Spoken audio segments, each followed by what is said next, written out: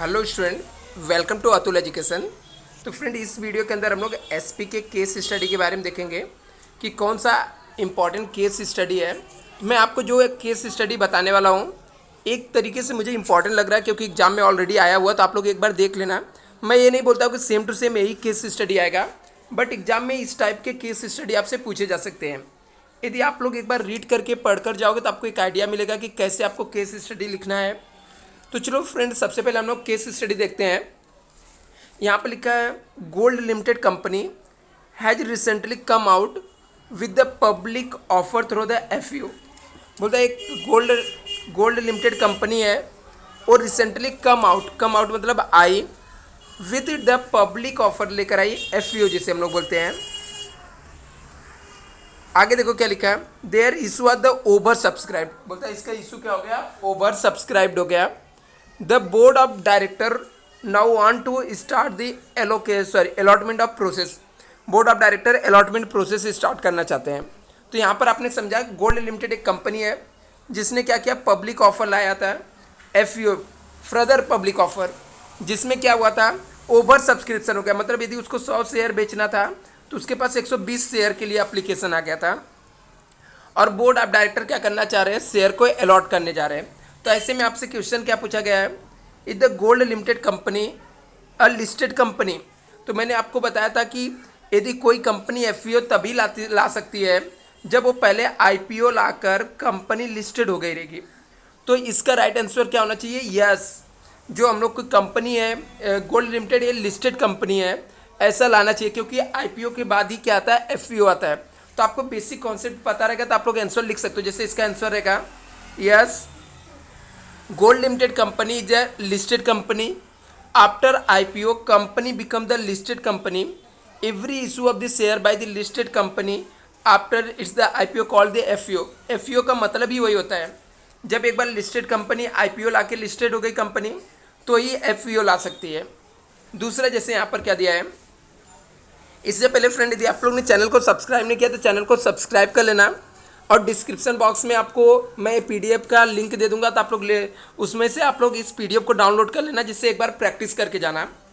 जैसे यहाँ पे देखो क्या लिखा है दूसरा, how should the company inform the applicant to whom the company the allotting share. बोलता है कंपनी शेयर अलॉट कर रही है तो कैसे इन्फॉर्म कर सकती है, तो कंपनी कैसे इन्फॉर्म कर सकती है, तो गोल्ड लिमिटेड कंपनी कैसे इन्फॉर्म कर सकती है। तो यहाँ पे देखो लिखा है gold limited company should instruct the secretary to send the letter allotment. जो भी अप्लीकेंट रहेंगे उनको अलॉटमेंट लेटर भेजकर whom the shares are allotted, जिसको अलॉट किया गया लेटर, उनको इन्फॉर्म कर सकते हैं।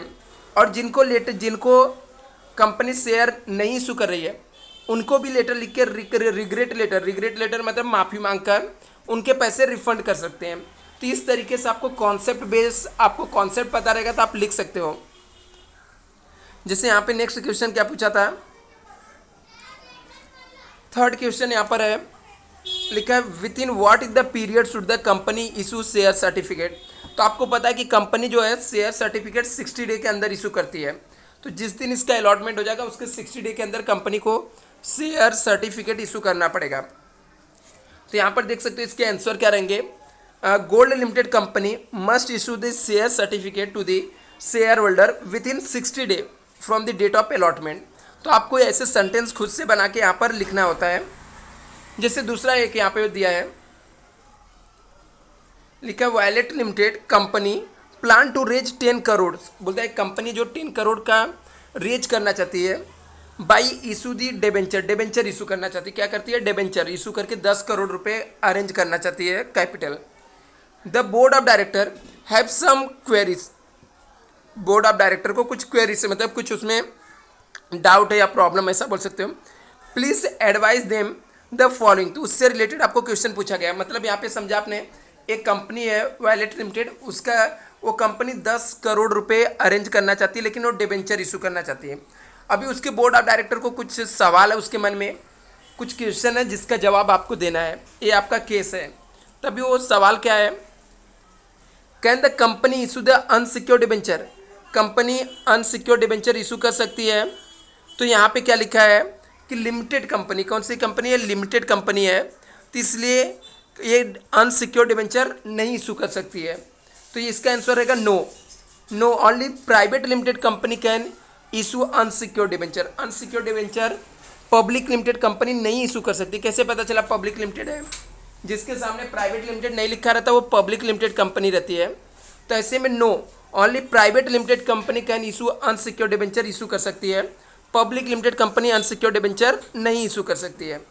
दूसरा सवाल आपका यहाँ पे क्वेश्चन था इसका, can they issue the irredeemable debenture.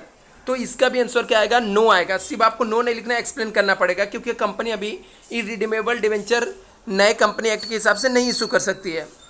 तो यहाँ पे क्या लिखा है? No, a company can not issue irredeemable debenture as a such a debenture are not giving any undertaking to repayment. ऐसे डिबेंचर को कोई अंडरटेकिंग नहीं रहता, इसलिए कंपनी नहीं इशू कर सकती है। थर्ड क्वेश्चन क्या है यहाँ पे? As a company the offer the debenture to it the member can as such a debenture have the normal voting right. तो आपको पता है कि इसका भी आंसर क्या आएगा? नो रहेगा, क्योंकि डिबेंचर होल्डर क्या रहते हैं? क्रेडिटर रहते हैं, उनको वोटिंग राइट्स नहीं होता है, जो कि शेयर होल्डर को वोटिंग राइट्स होता है। नेक्स्ट केस स्टडी देखो क्या लिखा है यहाँ पर। यहाँ पर लिखा है कि सनफ्लावर लिमिटेड एक कंपनी है जो क्या कर रही है? Propose to issue debenture issue करना चाहती है पब्लिक रेज फंड।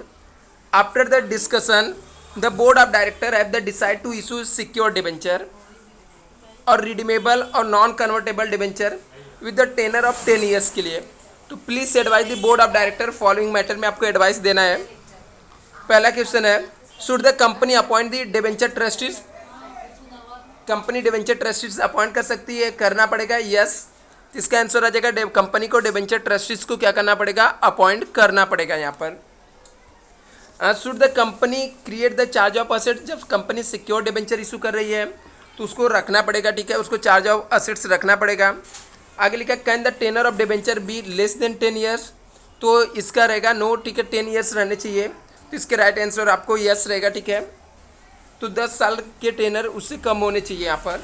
तो यहाँ पे sunflower limited company can should appoint debenture trustees, इसका राइट आंसर रहेगा all this secure debenture are to be secured creating charges of assets होता है, और debenture tenor less than 10 years but not advisable debenture capital long term borrowing capital रहेगा।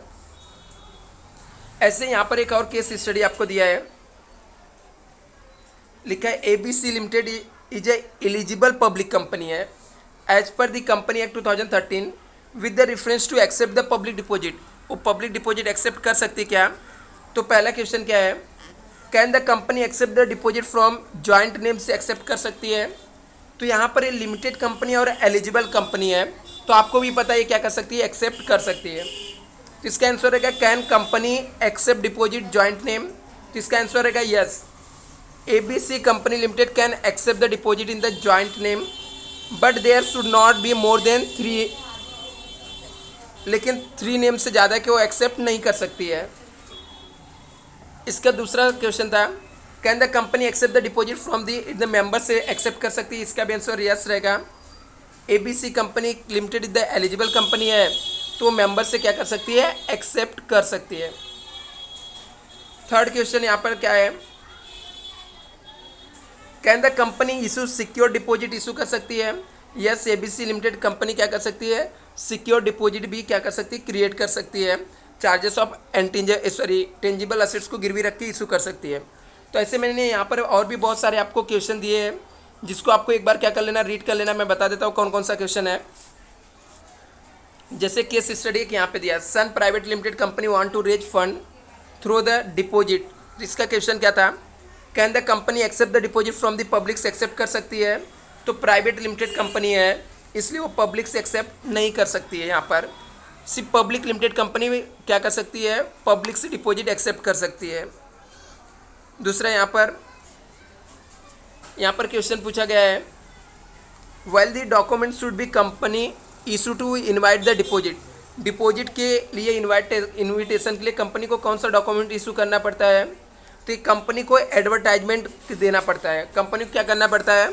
Advertisement देना पड़ता है। What is the maximum period for which they can be accept the deposit. तो maximum 36 month के लिए कंपनी क्या कर सकती है? डिपॉजिट एक्सेप्ट कर सकती है। ऐसे एक क्वेश्चन आपको और दिया यहाँ पर, आरवा होल्ड 100 शेयर इसके पास, पेक्यूलियर कंपनी लिमिटेड का फिजिकल मोड में है, विश टू कन्वर्ट, इसको इलेक्ट्रॉनिक मोड में कन्वर्ट करना है। पहला क्वेश्चन है, Arnav hold the saving bank account with the CFDH bank can be deposit is the share in the accounts demat. तो इसका क्या है, यहाँ पे देखो आंसर रहेगा, mister Aarva with the saving account से है, ठीक है, कैन नॉट डिपॉजिट, क्योंकि इसके लिए क्या चाहिए, उसको डीमेट अकाउंट चाहिए, तो यहाँ पर वो डिपॉजिट नहीं कर सकता है। दूसरा क्वेश्चन है, what types of account need to be same, तो उसके कौन सा डीमेट अकाउंट चाहिए इलेक्ट्रॉनिक मोड में कन्वर्ट करने के लिए। तो इसका दूसरे का ऑप्शन आ जाएगा, mister RO is the need to have the demat account होना चाहिए शेयर के डील के लिए। थर्ड क्वेश्चन है, is the RBI which will be the custodian of this share, company RBI share को रखती है क्या, नहीं, तो इसका क्या रहेगा, कैन नॉट, RBI कस्टडियन में नहीं रहता है। इसके अलावा कुछ और भी मैं आपको दिया हूँ, ये सब आप लोग इसको रीड कर लेना, जैसे कि चैप्टर नंबर यहाँ पर एक आपको दिया गया केस स्टडी, ठीक है, मैं ग्रुप में सेंड कर दूंगा, इसको अच्छे से प्रिपेयर कर लेना, एक बार आप लोग देख लो, चाहिए तो स्क्रीनशॉट भी ले सकते हो। मिस्टर यस का था 50 इक्विटी शेयर है, ठीक है, कंपनी का। दूसरा यहाँ पर एक दिया हुआ जॉय लिमिटेड कंपनी का, ठीक है, न्यूली इनकॉर्पोरेटेड कंपनी है, want to raise capital, first time issue करना चाहती है, ये भी एक सिंपल है, इसे भी आपको प्रिपेयर कर लेना है।